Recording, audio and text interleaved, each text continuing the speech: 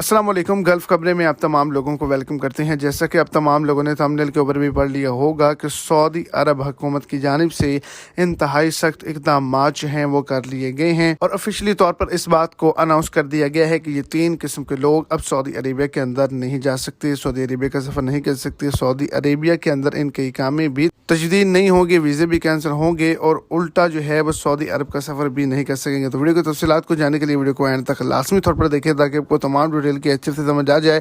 और अगर इस चैनल पर फर्स्ट टाइम है तो लाजमी से चैनल को सब्सक्राइब करें, वीडियो को लाइक करें और अपने दोस्तों तक इसको ज़्यादा से ज़्यादा शेयर करें।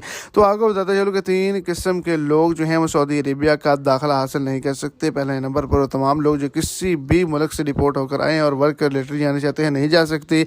दूसरे नंबर पर वो तमाम लोग जिनकी उम्र 50 साल से ज़ायद है, वो किसी कफील कंपनी के अंडर काम के लिए नहीं जा सकते। और तीसरे नंबर पर वो तमाम लोग जिनके नाम फरिश्तों के नाम से रखे गए हैं, वो भी सऊदी अरेबिया का सफ़र नहीं कर सकते।